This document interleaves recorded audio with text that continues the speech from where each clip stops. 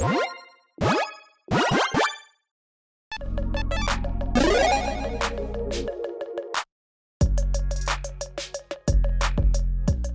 everyone, Mitch coming in from the Commander Studio. Welcome to the show. So, on today's episode, well, we're going to be talking about some budget replacements for a very, very popular card. One might say is somewhat defining of a format like Commander, as, you know, why this card can be so powerful in this format, yet is kind of garbage in every other format out there. So with all that said, let's jump into it.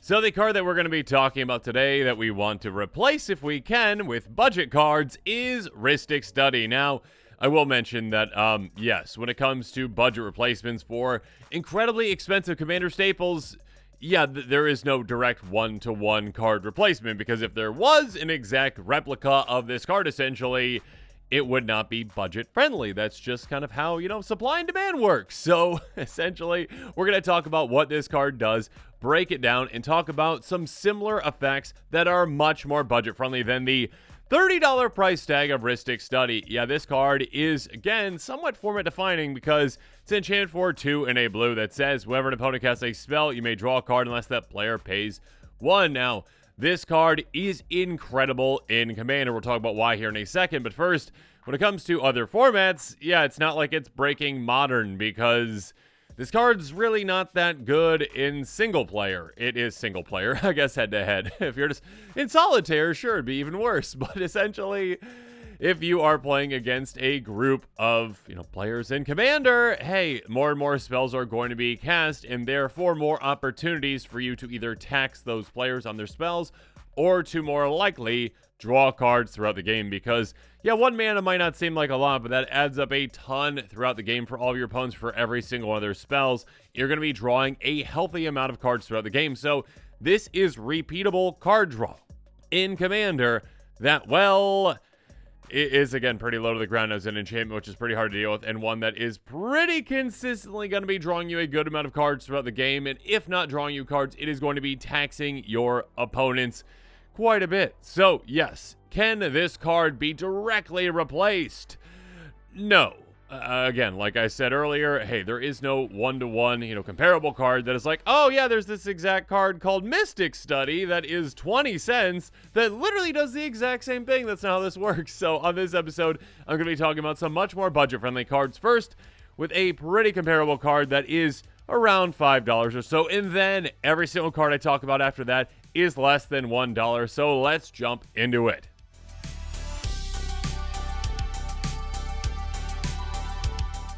And I should have actually mentioned already that if you are interested in any of these cards, there's a card list link in the description below. Regardless, Mystic Remora, actually $4. I misspoke. I said about $5. So $4.17. Mystic Remora is a somewhat comparable card and a very, very good card. Not quite within my budget, but it might be within yours. I just had to actually bring it up. You know, I decided that, you know what? Usually on these episodes, I only talk cards are less than $1. But with this one, I will make an exception, because this one is $4. It's nowhere near $30. It's much less expensive than Rhystic Study. That being said, it's still a very good card. Mystic Remora, single blue mana, enchantment, cumulative upkeep 1. Whenever, it says target opponent, but it's whatever an opponent successfully cast a non-creature spell, you may draw a card unless they pay 4, essentially. Yeah, there's new Oracle text for it regardless. Basically, hey, if your opponents cast non-creature spells, they have to pay 4, and if they don't, you draw a card. That is an absurd amount to pay. They will essentially probably never pay it. And, yeah, when it comes to paying things, though, there is some on your end as well, because it has cumulative upkeep. So the first, you know, trip around the table after that, you got to pay 1, then 2, then 3. So this does add up quite a bit. Regardless, it can just be a 1 mana, draw multiple card spell, especially if you play it early. Players are putting down mana rocks, etc., etc., etc. Yeah, you can draw a good amount of cards with this. So, is it the exact same thing as Mystic Remora? I just did it again. Rhystic Study. No, it is not the exact same thing as Rhystic Study. Is it as good? I mean, debatable, depending on what kind of a, you know, format you are playing, depending on, you know, how competitive you are. I know Mystic Remora is a good amount playing CDH. That being said, it's a very, very, very good card. It is $26 or so cheaper than Rhystic Study, so much more budget friendly. A very good, somewhat budget replacement.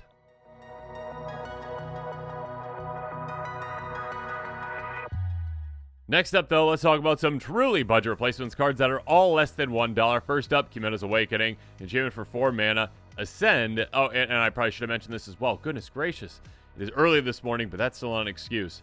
So every single card in this list is going to be within the blue color identity as well, because if you're playing Rhystic Study, well, I want to give you a direct replacement for that. Not replacement again, but a card that you could utilize instead of it. Kimena's Awakening Ascend. Essentially, you need 10 permanents, and once you do, you get the City's Blessing. If you give up, keep your player draws a card, but if you get the City's Blessing, only you draw a card. So this one is repeatable card advantage. Again, it is essentially for every player, but you're in Commander. You're going to be able to get Ascend pretty quickly to get that City's Blessing.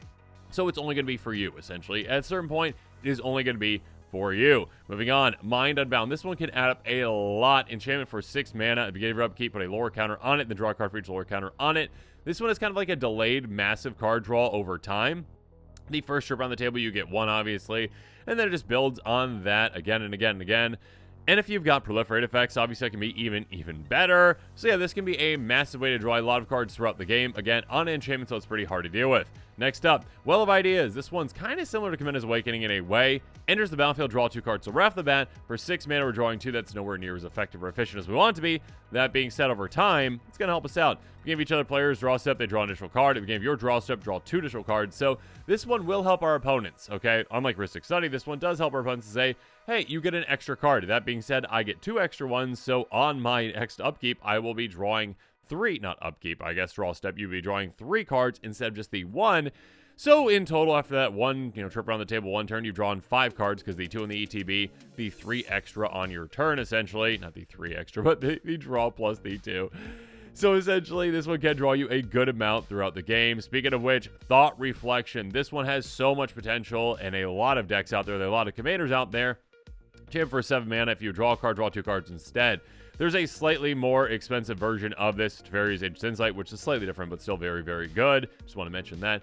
That being said, this one is incredible because, hey, every single one of your draws, including your draw step draw, is doubled.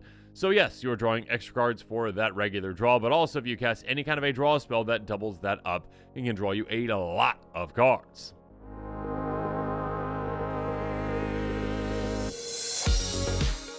But now let's move on to our next category, which I'm calling Damage Condition, because our first ones didn't really have any kind of a condition around them. This one, essentially like Bite Nefasta does. A legendary enchantment artifact for 4 mana. Whenever a creature control deals combination to a player, you may draw a card. Pay 1 a blue, tap creature spells control attack this turn Fable. So some good utility there. Forcing an attack can be great for you. Put an awkward position, put an opponent into a very awkward position.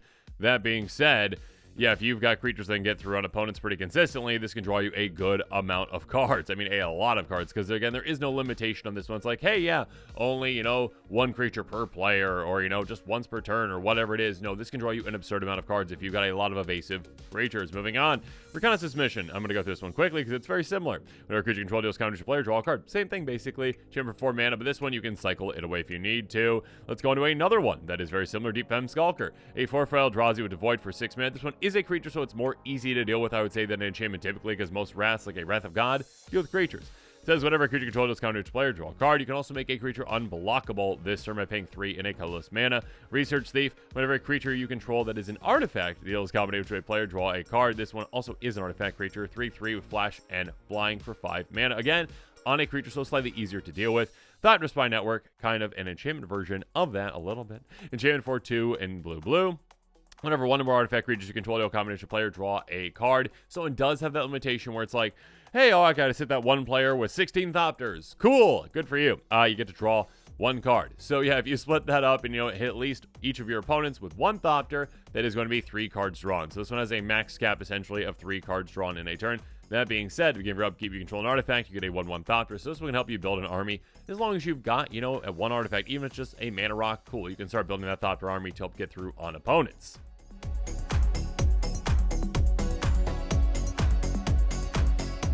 Next up, not a combat damage condition, but let's go on through some attack conditions like Military Intelligence, a very low-to-the-ground enchantment. Enchantment for just 1 and a blue, 2 mana in total. Whenever you attack with 2 or more creatures, draw a card. So this one is limited to just 1 card per turn, but it's pretty easy to meet that requirement. In the opposite way of things, though, ever watching Threshold? Enchantment for 2 and a blue. Whenever an opponent attacks, if they attack you and or Planeswalker control, draw a card. So this one, kind of like Rhystic Study, is on your opponents to actually help you benefit from that. But yes, it's also kind of an attack deterrent in a way where it's like, okay, yeah, don't attack me, or if you do, I'm going to be drawing cards or planeswalkers, essentially. So this one does have a limit to just 1 card per turn, essentially. But essentially, I guess I do say that, but if there's extra combats, that actually changes that. Typically 1 card per turn. With that being said, with each trip on the table, you have the potential to draw 3 cards with this one. You can draw even more, though, with Wind Reader Sphinx, a 3/7 Sphinx with flying that costs 7 mana in total. Whenever a creature with flying attacks, you may draw a card. So keep in mind... Well, number 1, this is a flyer, so cool, it can draw you a card. Number 2, this affects your flyers, so if you've got a lot of flyers you're swinging out, great.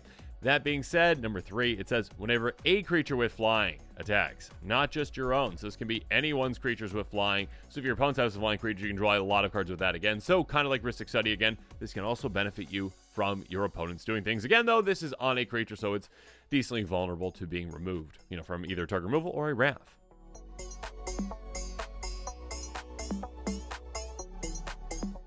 Next up, perhaps in a weird way, the closest card that we have in budget to Rhystic Study is Ghostly Pilferer, a 2/1 Spirit Rogue for 2 mana. Whenever it comes untapped, you may pay 2 if you do draw a card. Essentially a great, hey, yeah, sure, you swung with it or you tapped it for some other reason, pay 2, draw a card, why not? But more importantly, whenever an opponent casts a spell from anywhere other than their hand, draw a card. So basically...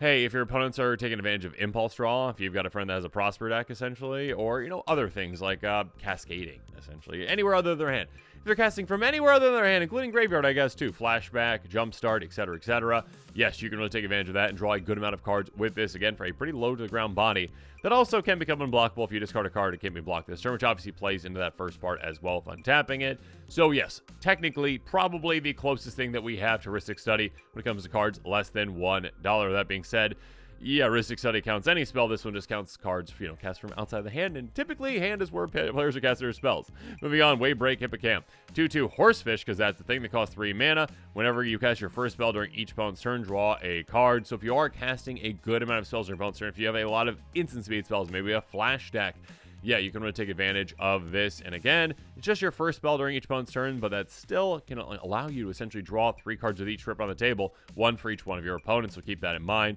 Then finally, Defiler of Dreams, a 4/3 Phyrexian Sphinx with flying that costs 5 mana. This costs cast blue permanent spells you may pay 2 life.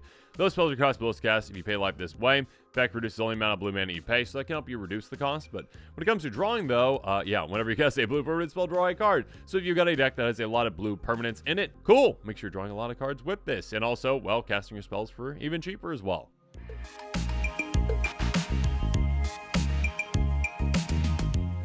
Let's move on to number 5, Padim, Console of Innovation, a 1/4 Valkyrie Artificer that costs 4 mana. Artifact you control of Hexproof. At the beginning of your upkeep, if you control the artifact with the highest mana value or tied for the highest mana value, draw a card. If you're running an Artifact-centric deck, and you've got a good amount of artifacts in that deck, chances are pretty likely you're going to have one that is more expensive than your opponent's Felwar Stone, most likely.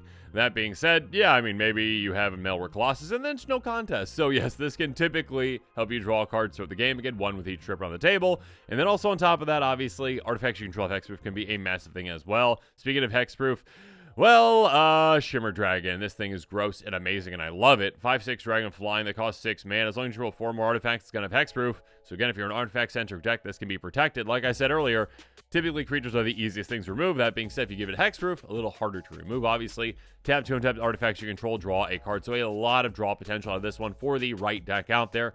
If you've got an artifact-centric deck and you're making a good amount of artifacts, well, yeah, keep that in mind. I did say making, actually, which does, also mean when it comes to treasure tokens, obviously. Getting cards into play, getting artifacts into play, that can really help. But also, like, treasure tokens, food tokens, any kind of artifact tokens, mirror tokens can really help you out and draw an absurd amount of cards with something like this.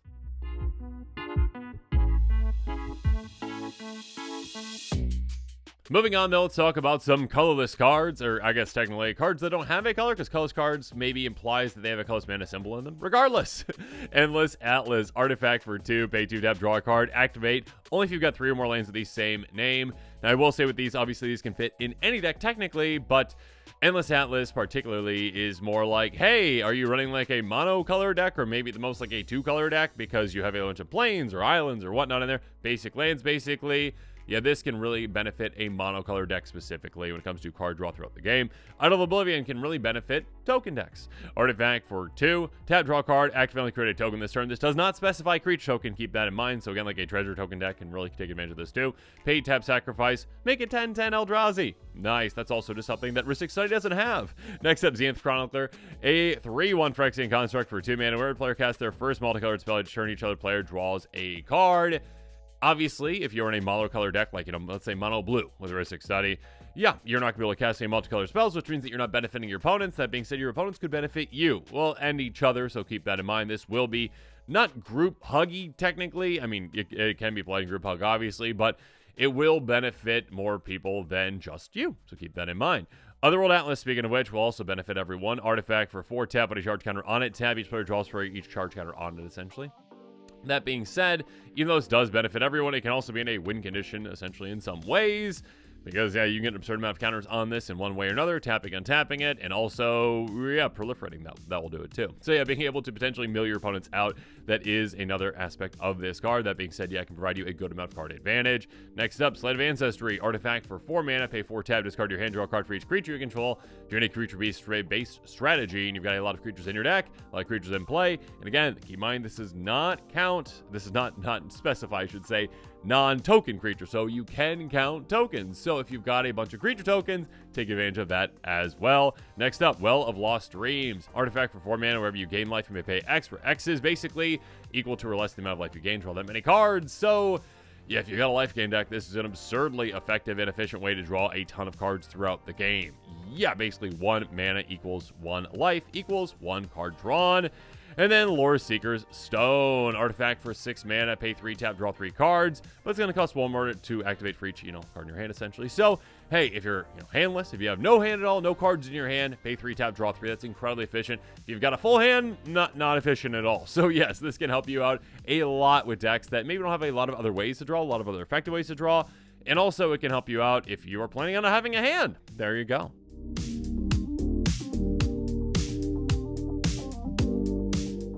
And finally, let's quickly go through some lands that might be able to help you out as well. Archiraska, land that has Ascend. So again, City's Blessing if you got 10. Tap for a colorless, pay 5 tap, draw a card. Only if you got the City's Blessing again. You're in Commander. Typically games, depending on the playgroup, go like 8 to 10 to plus, 10 turns. You're probably going to get to the City's Blessing pretty quickly anyways, so yeah, you'll have plenty of turns to activate this when you need it. Moving on, Gyreach Sanitarium, Legendary Land. This one technically doesn't provide card advantage, but it does provide card selection. I felt like bringing this one up as well. Pay 2 tap, each player draws a card, then discards a card. Basically, everyone loots, so you are benefiting everyone. Technically, there are ways to take advantage of your opponent's drawing cards or discarding cards, or yourself drawing or discarding as well, like Thought Reflection we talked about that earlier. That being said, yeah, just a good way to kind of filter your hand. So yeah, just on a land not really taking a spot in your deck.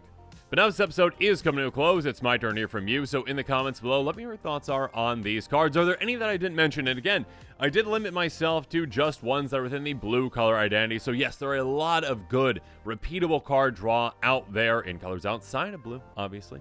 But yes, there's a lot of great budget, repeatable card draw, even with these confined constraints. So yeah, let me know what your thoughts are in the comments below. Make sure you check out that card list link in the description below. And of course, as always, thanks again and have a good one.